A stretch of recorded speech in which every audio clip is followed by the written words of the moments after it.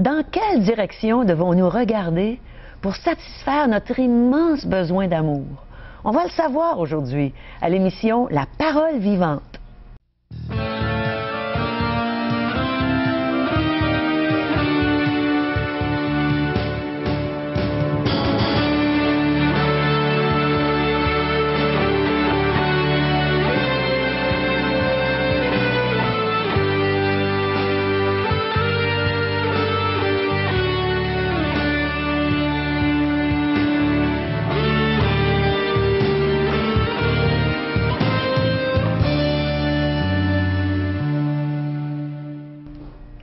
Bonjour, chers amis, et bienvenue à l'émission La Parole vivante.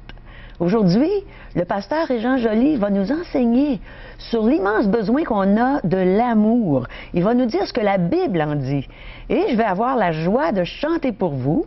Et on va vous présenter le témoignage de Sylvie Cloutier. Mais n'oubliez pas, vos questions, vos commentaires nous intéressent énormément. Alors téléphonez-nous à 1-877-l'Espoir, 1-877-537-7647 ou visitez notre beau site web espoir.ca. Alors, je vous ai dit que le pasteur Régent Joly était avec nous. Il est toujours fidèle au poste. Bonjour, Régent. Bonjour, Caro. J'ai le goût de te chanter la petite chanson, ma chère Caro. C'est à ton tour de te laisser parler d'amour. Je suis toujours prête à recevoir de l'amour, Régent. On cherche ces occasions-là. Pourquoi? Oui. C'est le besoin à combler chez l'être humain. À vrai dire, il se divise en deux parties. Le besoin d'être aimé, mais le besoin d'aimer, de partager avec les autres. Oui. On a été créé selon Dieu. Et selon Dieu, eh bien, c'est la manifestation de l'être qu'il est, sa nature, il est amour. Les Saintes Écritures nous dévoilent, nous décrivent que Dieu est amour, donc il a créé un être humain ou des êtres humains pour aimer. Et par le fait même, l'être humain répond à cet amour. Alors, c'est ce que nous allons voir dans les prochaines minutes, comment combler ce grand besoin chez l'humanité et chaque être qui la compose. Alors, on va comprendre comment ça se fait qu'on a tant besoin d'amour. Alors, restez avec nous parce qu'on va avoir toute une émission. Moi, j'ai bien hâte d'entendre ce beau message que Régent va nous apporter dans quelques minutes.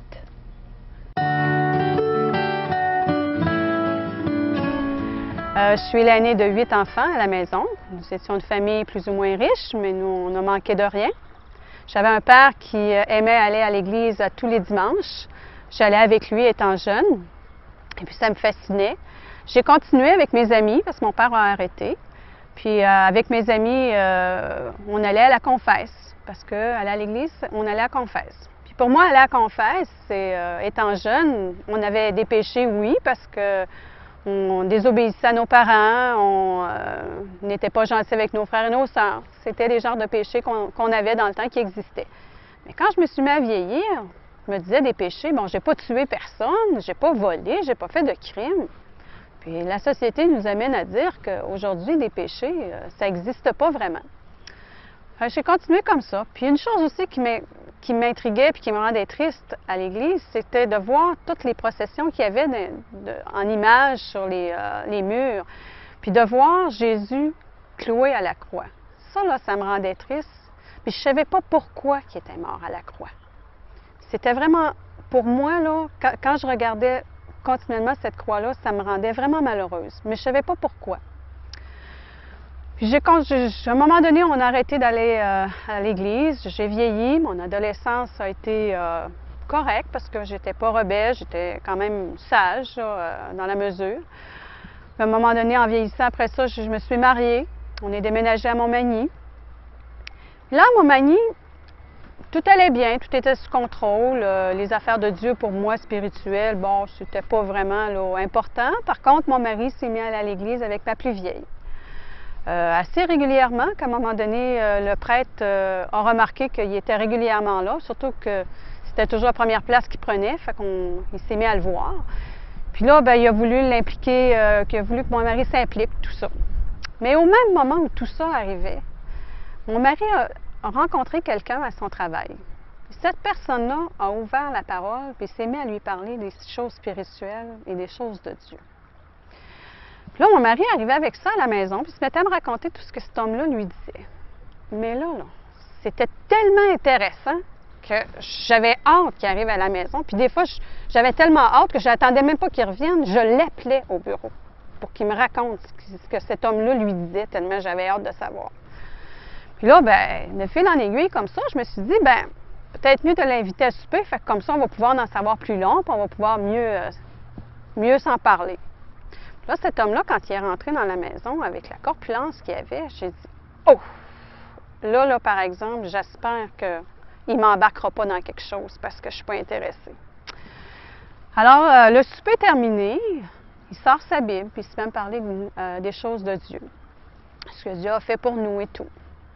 Mais là où ce que ça s'est mis à être plus vraiment là, pour moi, là, qui m'a frappée, c'est qu'à un moment donné, cet homme-là sort de sa valise un bout de bois avec 3 croix. Puis ces 3 croix-là, 2 étaient les malfaiteurs et celle du milieu était Jésus. Le premier malfaiteur tourne la croix vers celle de Jésus et lui dit, « N'es-tu pas le Christ? Sauve-toi toi-même et sauve-nous. » Alors, il prend la deuxième croix pour le deuxième malfaiteur, puis là, le deuxième malfaiteur lui dit, « Ne crains-tu pas Dieu, toi qui subis la même condamnation que lui? Nous, on reçoit ce qu'on mérite, ce qu'on a mérité nos crimes. Lui, là, il n'a rien fait. » À ce moment-là, il prend la croix, puis il tourne du deuxième malfaiteur, puis là, il tourne vers Jésus, puis là, il dit à Jésus, il dit, « Souviens-toi de moi quand tu viendras dans ton règne. » Fait que là, Jésus lui répond, « Aujourd'hui même, tu viendras au paradis avec moi. » Et là, je me disais, lui, il a fait des crimes. Et là, je venais de réaliser pourquoi Jésus était mort à la croix. L'amour qu'il a pour tout le monde, tous ceux qui sont sur la terre. On est tous des pécheurs. Et Jésus est mort à la croix pour nous. Oh là, ça venait de me toucher dans le fond de mon cœur. Puis là, à un moment donné, quand la soirée s'est terminée, il s'est mis à prier, lui et sa dame. Mais à ma grande surprise, jamais j'ai entendu quelqu'un prier comme ça. Une prière qui venait vraiment du fond du cœur, puis qui s'adressait vraiment à Dieu. Fait que bouleversée par tout ça, la soirée se termine, puis les jours se sont passés. Puis là, plus ça allait, plus je pensais à tout ça, puis je continuais encore à avoir hâte que mon mari revienne pour me raconter encore des choses. Puis là, je savais que je me disais, il faut que je sois sauvée, je veux pas être à la place du premier malfaiteur, parce qu'il m'avait demandé, quelle place veux-tu avoir, la place du malfaiteur qui s'est détourné de Jésus, ou la place de celui-là qui s'est tourné vers lui. Alors, à ce moment-là, pendant quelques jours, ça m'a vraiment travaillé à l'intérieur de moi jusqu'à ce qu'une bonne journée où ça s'est mis à tellement mal aller pour moi que je ne comprenais pas ce qui se passait en moi. Je me suis mis à pleurer. Je suis partie à la course, je suis arrivée dans mon lit, puis là, j'ai dit, « Seigneur Jésus, j'ai dit, il faut vraiment que tu me sauves. Il faut vraiment que tu me laves de mes péchés, Seigneur, parce que j'ai vraiment besoin de toi, puis je veux vraiment aller vivre avec toi pour l'éternité. » Puis au même moment où je disais ça, la paix qui s'est installée en mon cœur, c'était incroyable. J'avais une joie et une paix inexplicables. C'est vraiment une expérience qu'il faut vraiment la vivre pour savoir qu'est-ce que c'est qu'on a. Puis là, je suis repartie. Puis depuis ce temps-là, j'ai cette paix dans mon cœur, cette paix ou cette assurance, je devrais dire, où ce que je sais maintenant que le Seigneur Jésus, c'est avec lui que je vais être pour l'éternité.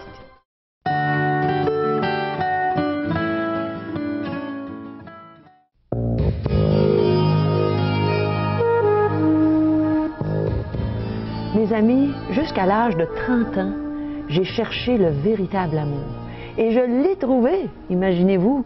Alors pour ceux parmi vous qui ne l'avaient pas encore trouvé, je vous encourage à écouter le beau message de Régent. Et je crois qu'à travers ce message, vous allez le trouver, n'est-ce pas, Régent?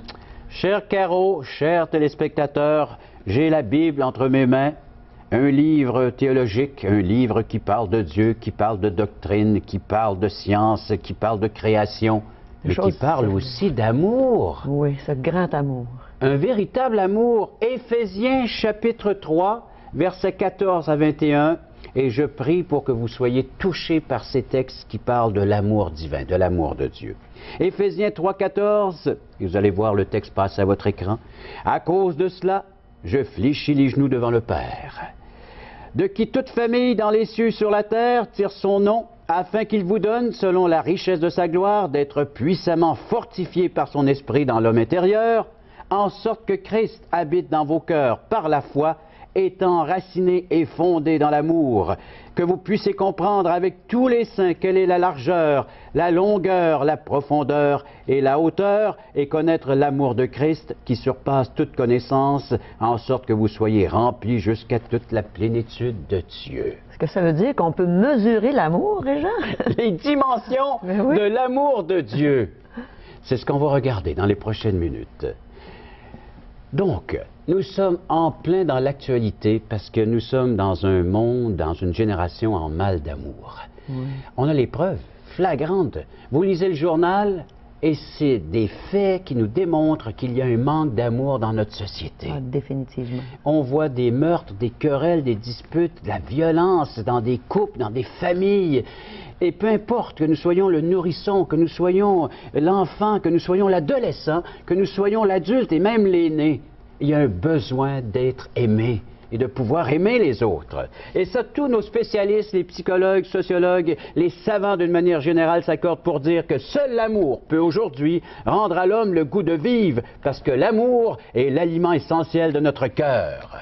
Nous pouvons nous passer de nourriture, mais pas d'amour. Nous pouvons nous passer de voitures, de chocolat et de confort, mais pas d'amour. C'est donc vrai. L'amour. Et la Bible nous montre jusque le niveau important d'être aimé. L'apôtre Paul se met à genoux devant le Père Céleste et il le remercie du fait d'avoir pu saisir et comprendre cet amour qu'il veut partager avec tous les saints, c'est-à-dire, à vrai dire, avec tous les croyants, tous ceux qui placent leur confiance en Jésus, qui placent leur confiance dans ce texte, dans ces saintes Écritures, dans la pensée de Dieu, de pouvoir partager cet amour véritable. Mais ça va tellement mal dans le monde aujourd'hui, Régent. Est-ce que tu penses que Dieu a moins d'amour pour nous aujourd'hui? Dieu n'a pas moins d'amour. C'est un amour inconditionnel, c'est-à-dire un amour qui était là même avant qu'on puisse se tourner vers lui. Il aimait déjà cette humanité. Il l'a conçue, il l'a créée afin de partager l'être qu'il est et sa nature, qui est amour. Vous savez, nos savants affirment que c'est à partir du moment où l'individu, dans la société, a le sentiment de ne plus être aimé, que des idées de suicide lui viennent en tête. J'ai connu ça dans le passé, Régent. J'écoute ton petit Je me demande s'il n'y a pas des personnes aujourd'hui qui vivent ça. Moi, en manque d'amour, j'ai fait une tentative de suicide alors que je ne connaissais pas Dieu. C'était épouvantable. Et malheureusement, au Québec et à Québec, nous avons des taux de record concernant le suicide. Certainement, si nous allons en profondeur, c'est ce manque d'amour dans les cœurs que Dieu est prêt à combler maintenant. Alors, toi qui es à l'écoute, tu peux recevoir cet amour de Dieu maintenant. Comment? J'y arrive. Alors donc, oui, les suicides, la jeunesse, tous ces gens qui ont besoin d'être aimés. Vous savez, l'amour est une puissance de métamorphose. Ah, c'est bon. L'amour peut changer un être humain. Regardez, moi j'ai connu l'amour d'une femme qui est aujourd'hui mon épouse, avec laquelle j'ai eu 3 enfants, puis on a 5 petits-enfants aujourd'hui. Mais cet amour a changé ma vie. Exactement. Cet amour d'une femme a tout bouleversé l'être que j'étais à l'âge de 18-19 ans, et qu'aujourd'hui avec laquelle je partage ma vie entière. Moi, la découverte de l'amour de Dieu a fait que je n'ai plus jamais pensé au suicide.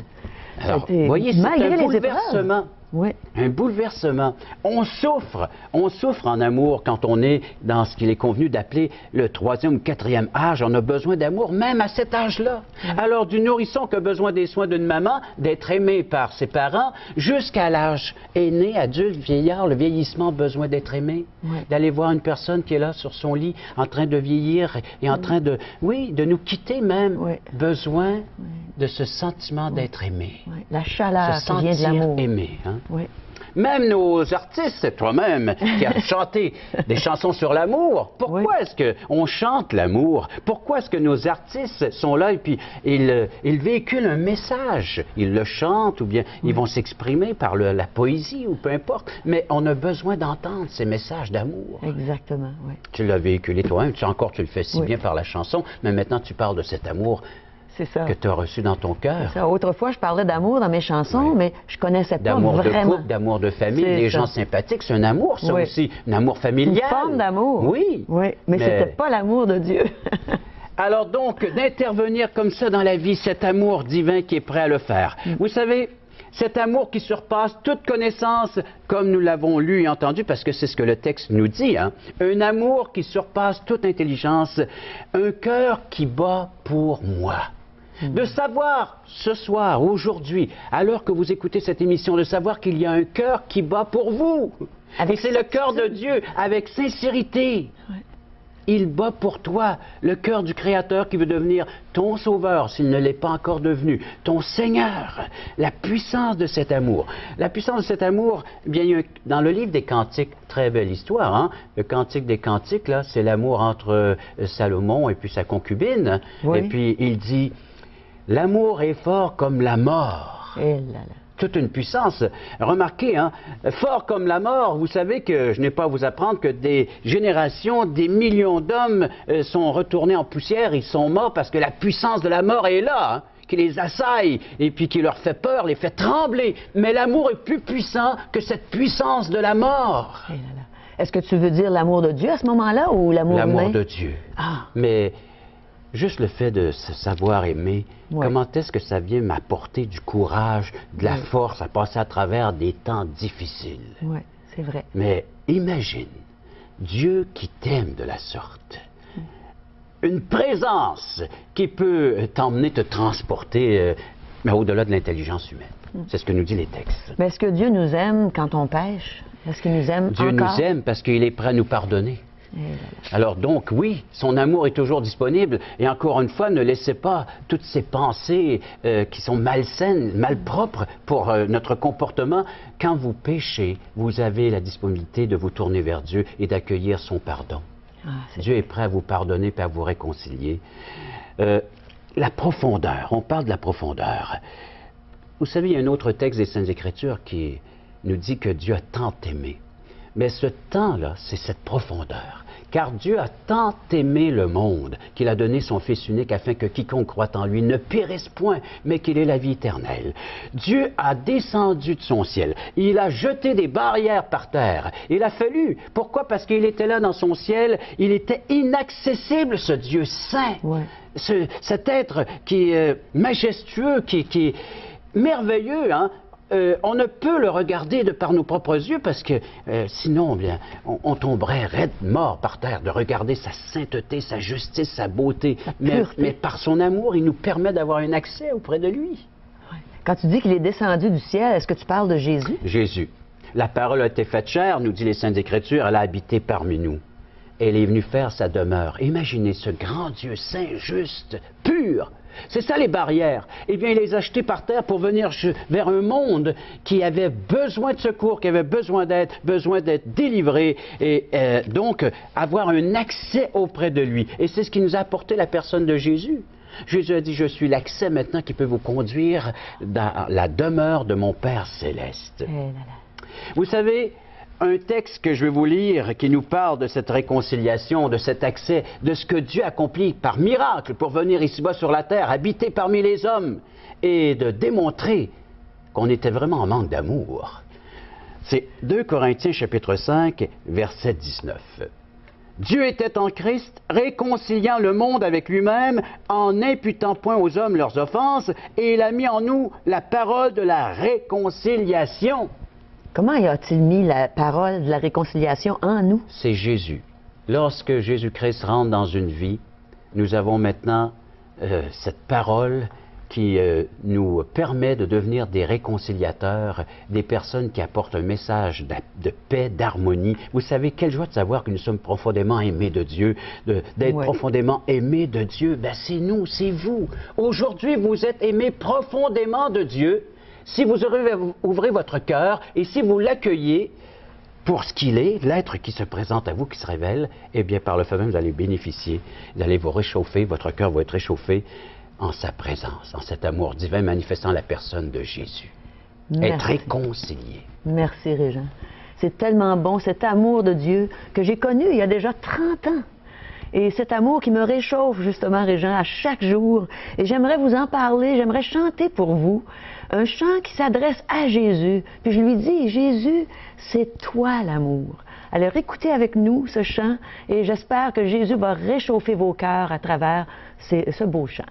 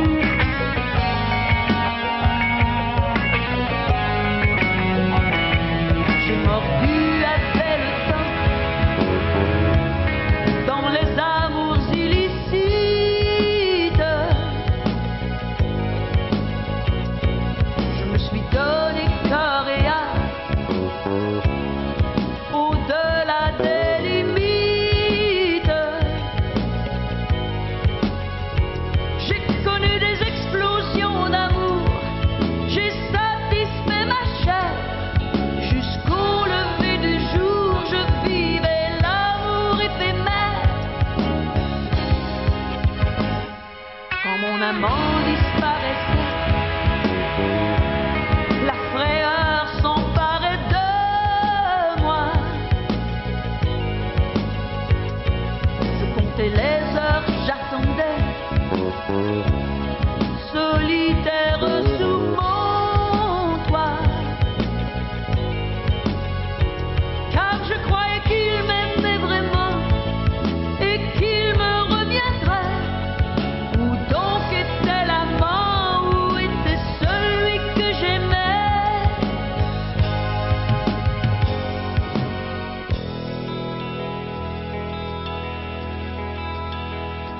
Soudain j'ai entendu ta voix, tu m'as dit, mon ami, lève-toi et viens, tout simplement j'ai cru en toi, et je sais que toujours tu seras là.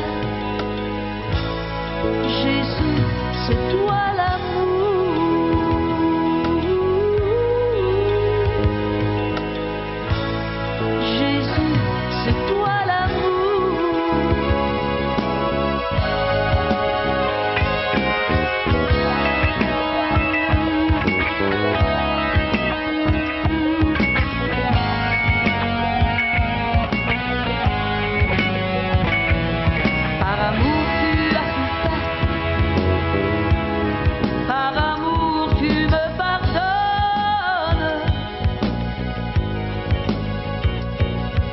Délivré de l'enfer, à toi je m'abandonne. Mes nombreux péchés sont pardonnés, ô doux Jésus je t'aime, car tu m'as aimé le premier, tu m'as juré de fidélité. Tu es le Christ, le Fils de Dieu. Moi je ne suis que poussière. Tu es mon sauveur glorieux. Tu t'es penché sur ma misère. Tu me consoles constamment. Je m'enivre de toi. Jésus, je t'aime tendrement. Tu es ma vie, tu es ma joie.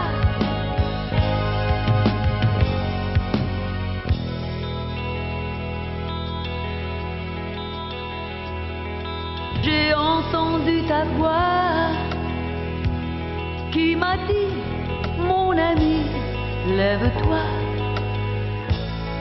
et viens, tout simplement j'ai cru en toi et je sais que toujours tu seras là. Jésus, c'est toi l'amour.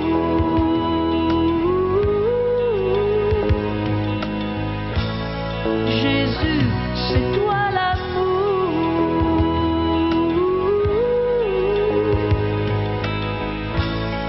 Jésus, c'est toi l'amour.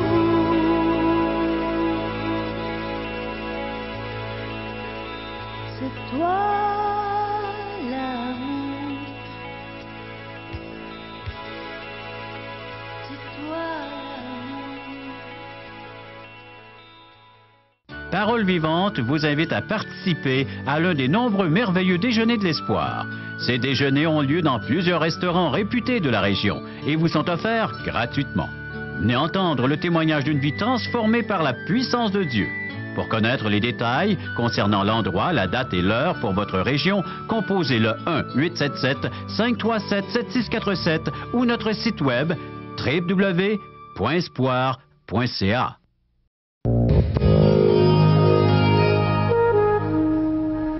Alors, vous avez besoin d'amour? Allez dans un de nos merveilleux déjeuners de l'espoir. Vous allez rencontrer quelqu'un qui va vous dire comment il a trouvé ce grand amour manifesté en Jésus-Christ. Et Régent a de la littérature qui nous parle d'amour aussi, Régent. Pour approfondir cet amour, découvrir la profondeur, la hauteur de cet amour divin, rien de tel que de lire les Saintes Écritures. Oui. Nous vous offrons l'Évangile selon Jean tout à fait gratuitement. C'est un des livres de la Bible, entre autres. Et c'est l'apôtre de l'amour. C'est ça que j'allais dire. C'est comme ça qu'il s'est intitulé lui-même. Il s'est approprié cet amour divin. Oui. Ensuite, aujourd'hui, l'espoir, c'est Jésus seul. Un résumé de ce message que Dieu nous a laissé, un message fort important. Imprimé avec amour. Et en contact. À chaque jour, une réflexion sur la parole de Dieu, sur sa nature, sur l'être qu'il est, son œuvre, ce qu'il veut accomplir en nous dans notre vie. Alors, une réflexion. Ouais. Et les grandes questions fondamentales, on vous l'offre tout à fait gratuitement. Donc, je veux remercier les téléspectateurs d'être de plus en plus nombreux à l'écoute de cette émission Parole Vivante. Et pour que ces gens nous rejoignent pour faire la demande de cette littérature, tu peux leur laisser les coordonnées. Certainement. Appelez-nous à 1-877-l'Espoir, 1-877-537-7647 ou allez visiter notre site web espoir.ca. Alors, on vous retrouve bientôt. Merci.